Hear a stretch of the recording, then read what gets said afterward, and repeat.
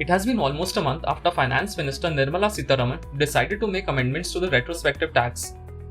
The move was made in order to instill confidence among international businesses that India is still a great place to invest the money. If recent developments are anything to go by, it seems to have started showing results. Now let's first also understand retrospective tax regime and its implications. It allows the government to pass a law to tax certain transactions or deals that took place behind the date on which the law is passed. It gave the tax department power to go 50 years back and slap capital gains levies wherever ownership had changed hands overseas, but business assets were in India.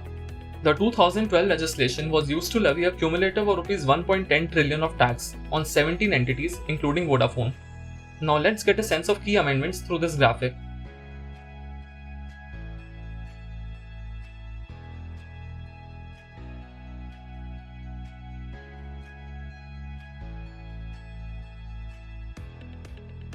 So the one major positive thing that has happened recently is the announcement by Cairn Energy that it is ready to settle its decade-long tax disputes with India. It also said it will return $700 million to shareholders through special dividends and buybacks, out of the expected tax refund of $1.06 billion from the government.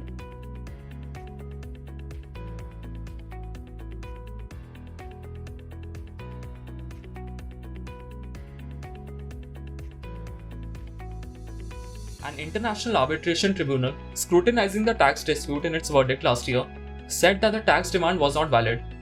The tribunal even awarded $1.2 billion in damages to Cairn. Cairn had filed cases in France and the US to get its claim after getting a favorable ruling in international tribunals. In France, it secured a court's permission to freeze at least 20 Indian properties in Paris.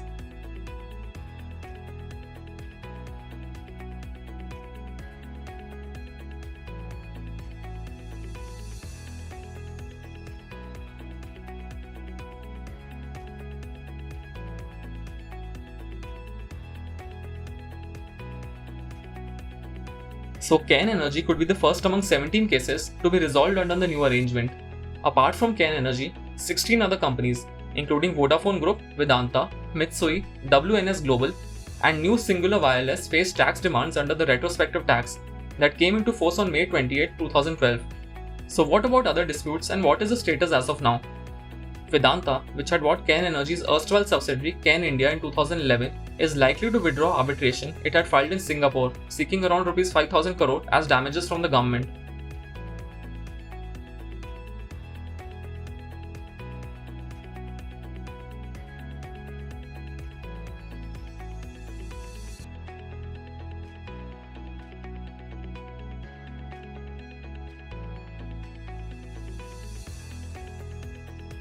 Here is what a government official told Business Standard regarding Vedanta.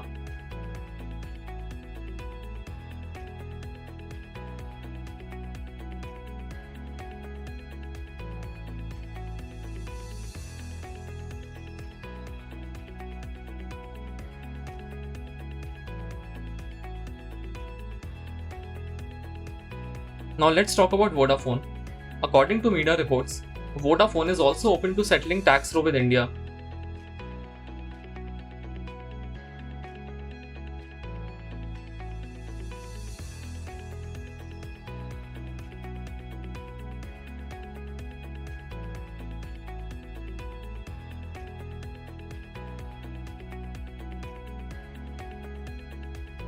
The Indian government wants Vodafone to pay about Rs 22,100 crore in taxes, interest and penalties. And as per the amendments, India will give up this demand if the company accepts not to seek any damages. Just to add, an international arbitration ruled against India's tax demand and also asked India to pay Rs 37 crore towards Vodafone's legal representation and other costs. Now there is a twist in the tale. It's not that all companies are looking for settlement as of now. Deva's multimedia shareholders have said that they will continue to pursue the implementation of the $1.3 billion arbitral award won against Antrix Corporation. Deva's had won the arbitral award against Antrix Corporation, the commercial arm of the Indian Space Research Organisation or ISRO, in 2015. Though the Deva's shareholders believed that the progress in the Cairn case was encouraging, but they insisted that the centre must pay all its debts. So it seems the government has made a start, or should we say a positive start, but the echo or the impact of the retro tax will remain there for some more time. If you like this video, share it and subscribe to Business Standard. For more news, views and insights, log on to www.business-standard.com. Do also follow us on YouTube, Twitter, Facebook, Instagram, Telegram and LinkedIn.